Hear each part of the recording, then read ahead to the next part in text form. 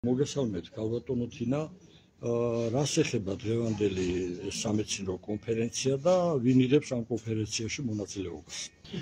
ეს არის მართლა საგანგებო კონფერენცია, ძალიან საშქაროდ გაკეთებული, იმიტომ რომ ეს მოითხოვა სიტუაციამ. რაზე ჩვენ ვისაუბრებთ? ეს ეხება ჯანმოს იმ აქტივებს, რომლებსაც ისინი დღეს ახორციელებენ, მათ გააქტიურებას, გლობალისტები ისევ აპირებენ შემოტევას და ჩვენ უნდა ვიყოთ ინფორმირებულები, უნდა ვიყოთ მზად და ალბათ უნდა მოვთხოვოთ ჩვენ ხელისუფლებას, რომ ამჯერად მაინც დაგვისვან მათი ექსპანსიისაგან. მოწვეული არის საკმაოდ სერიოზული სამეცნიერო საზოგადოება, რამდენიმე არასამთავრობო ორგანიზაცია, ოღონდ არა ის სამთავრობო, რომელიც ახლა რაღაცებზე დავს პოლიტიკურად, არაპოლიტიკური არასამთავრობოები და რამდენიმე სახალხო მოძრაობების წარმომადგენლები. აი, ყველა ადამიანი, რომელიც აქ არის დღეს დარბაზში, წარმოადგენს ადამიანთა რაღაცა ჯგუფს. მაგრამ გარანტიას გაძლევთ, რომ ყველა მათგანი და ყველა ეს ჯგუფი არის ქართულად ორიენტირებული. ამიტომ ძალიან გთხოვთ, მოგვისმინეთ, ბოლომდე მოგვისმინეთ, ისეთ რამეს გაიგებთ, რასაც სხვაგან და სხვისგან ვერ გაიგებთ და დაგვეხმარეთ ამის გავრცელებაში ამ ინფორმაციის. დღევანდელი ესეთი ძალიან ნაჩქარევად გაკეთებული საგანგებო კონფერენცია არის გამიზნული იმითი, რომ რაც ხდება მსოფლიოში დღეს. ჯერ ერთი ძალიან დიდი ძრები არის ამერიკის შეერთებულ შტატებში, მოგეხსენებათ, რომ ტრამპის და მისი გუნდის მოსვლის მერე იქ ძალიან დიდი ძრებია სასიტეთო საჩვენოდ, მაგრამ ის ეხება ამერიკას. ამერიკაში კენედის ჩაბარდა პროგრამა მაჰა, ესეთ უწოდებული, ანუ გავხადოთ ამერიკა კვლავ ჯამთელი და კენედი ხელმძღვანელობს ამ პროგრამას და საოცარ ნაბიჯებს ხამს ყოველდღე. მე თუ მკითხავს, ზოგჯერ ძელბედად რადიკალურიც არის, იმიტომ რომ ერთდროულად დაეტანა ყველა ფრონტზე, ყველა მწარმოებელს, ვაქცინების, წამლების, გენმოდიფიცირებული საკვების და ასე შემდეგ, შხამქიმიკატების. გარდა ამისა მოითხოვა ბავშვების საკვებიდან ნებისმიერი რაოდენობით ტოქსინების ამოღება, შხამიანი ნივთიერებების. და ასევე მიადგა აუტიზმსაც. დიდი მადლობა მინდა უთხრა ზვია ტომარაძეს, რომელმაც ითავა, დაწერა პეტიცია, შეიწუხა თავი, წავიდა პარლამენტში, აიღო ეს ბლანკები, იდავა ამაზე, ეს ესეთი მარტივი არ არის და შეაგროვა ხელმოწერები, რაში ჩვენ თითოეული ჩვენთაგანი დავეხმარეთ. მაგრამ იყო ესეთი განცხადებები, რომ არ მოაწეროთ ხელი, რატომ იყო აუხსნელი. და თითქოს ჩვენი თანამოაზრეებიც კი წავიდნენ ამის წინააღმდეგი, რამაც მე ძალიან გამაუცა მინდა. რადგან ჯანმოსთან გასვლაზე იყო ლაპარაკი, აქ ჩემთვის და მოულოდნელად მე გადავაწყდი ერთ პრობლემას. ბევრმა ადამიანმა არ იცის, რატომ უნდა გავიდეთ ჯანმოდან და რა ხდება. პირველ რიგში უნდა გავიდეთ, იმიტომ რომ ის ხელშეკრულება, რომელიც მზადდება და მაისში უნდა მოეწეროს ხელი და სავარაუდოდ იქნება ხელმოწერილი, არის როგორც მოგახსენეთ ანტი-ადამიანური. არღოს ყველანაირ პიროვნულ უფლებებს, სახელმწიფოების უფლებას და ასე შემდეგ. და ის, რომელიც მიღებული იქნა რეზოლუციის სახით წინა სამინზე მაისში, 77 სამინზე, იქ არის შესწორებები ვითომ შეტანილი, მაგრამ ეს შესწორებები იმ უწყინარ დოკუმენტს, რომელიც ადრე არსებობდა, ხდის აბსოლუტურად არა უკვე უწყინარად, არამედ იურიდიულ. ეს სამედიცინო დოკუმენტი იყო, სანეპისადგურების მართვა ფაქტიურად და ეხლა გახდა აბსოლუტურად პოლიტიკური დოკუმენტი.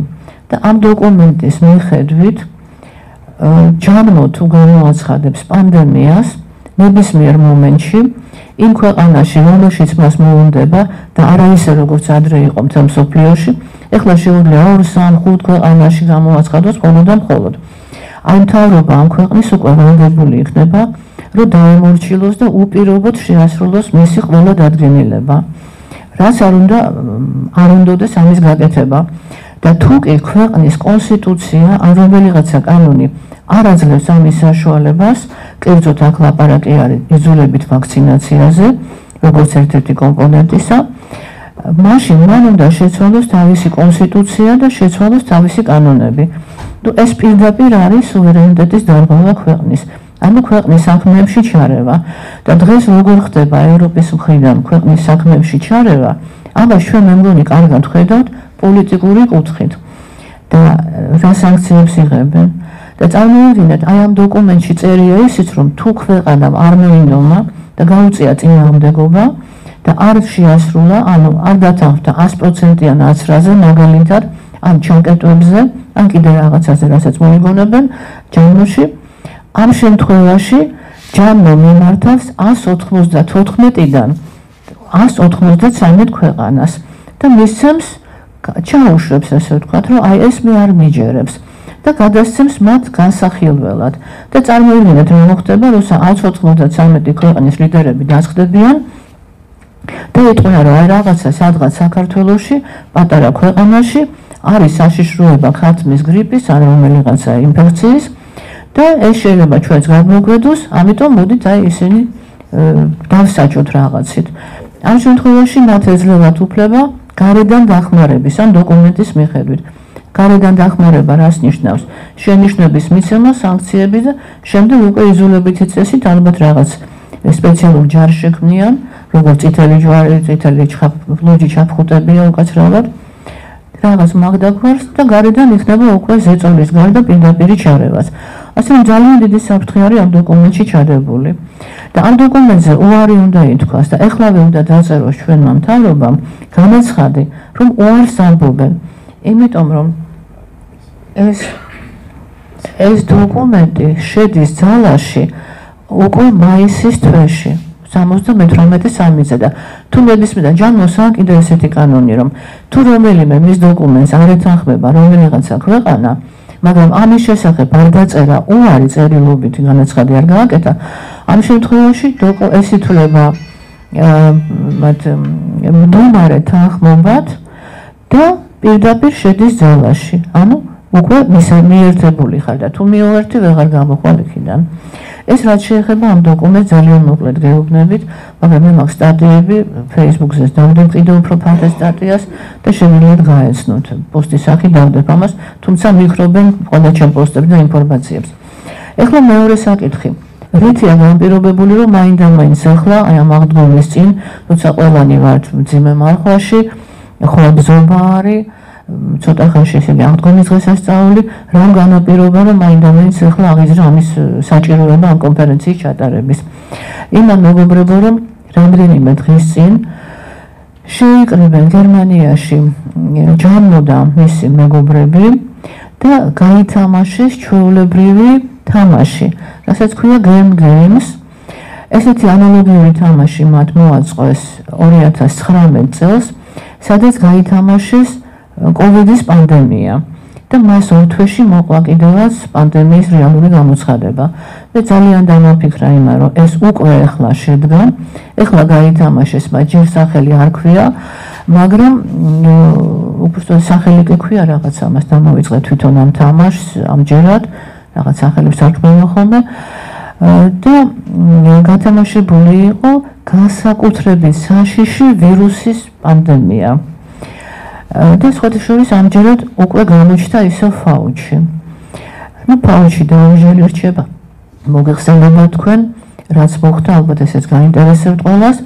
ბაიდენმა ბოლო დღეს თავისი პრეზიდენტობისა მოაწერა ხელი დოკუმენტს, რომელიც ფაქტიურად არის ინდულგენცია, რომ წლების განმავლობაში არ აქვს არავის უფლება, რომ მას ხელი ახლოს, ანუ მას ვერ დაიჭერენ, მას კონფისკაციას ვერ გაუკეთებენ ვერაფრით და ასე შემდეგ.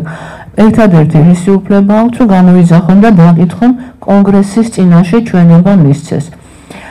ამის საწინააღმდეგოდ მინდა ვითხრათ ერთი ძალიან კარგი ახალი ინფორმაცია. რამოდენიმე დღის წინ რამდენიმე გაერთიანდა რამდენიმე შტატი, ჯერჯერობით 7, მაგრამ მატულობს მათი რიცხვი, სადაც რომლებმაც ნახეს სხვა გზა ფაუჩისათვის მოეთხოვათ პასუხი. მე მგონი საინტერესოა ეს რა ხდება. ესე მათ გენერალურ პროკურორებს მიეცა დავალება ამ შტატების გუბერნატორებისაგან და მათ წარუდგინეს კონგრესს მოთხოვნა. და ფედერალურ კანონში რადგან იგრძელება მისი დაკითხვა, ამ შტატებს აქვს თავისი სპეციალური განსაკუთრებული კანონები, ვიცით ხომ, როგორც სხვადასხვა ქვეყნებს აქვს. და მათ მოთხოვეს ის, რომ ფაუჩიმ წარმოადგინოს დოკუმენტები და ის დაისაჯოს რამდენიმე თავის მოაზრესთან ერთად.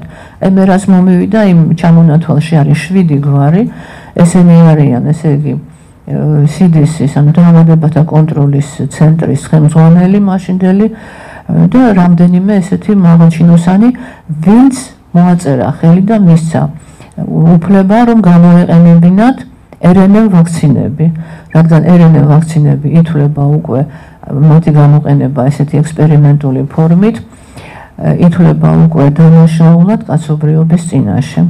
და მათ ამოღებაზე არის საერთოდ ამერიკაში ლაპარაკი. ეს უკვე აღიარებულ დონეზე არის. და ფაუჩის საქმე ესე მარტივად არ ჩაივლის და ალბათ მთელი ამერიკა ყოველ შემთხვევაში ის ნახევარი, სადაც რესპუბლიკელები არიან გუბერნატორები, ისინი შეუერთებიან აი ამ მოთხოვნას და ასე თუ ისე რაღაცა ფორმით იქნება ფაუჩი დასჯილი. შეიძლება ციხეში ვერ ჩასვან, მაგრამ რაღაცა სხვა სანქციები დასჯიან მაინც. მე მგონი ეს ყველასთვის ასიხარულო ინფორმაცია უნდა იყოს. და გარდა ამისა არის კიდევ ძალიან ბევრი ცვლილება, რასაც აი კონფერენციის განმავლობაში კიდევ ვისაუბრებთ.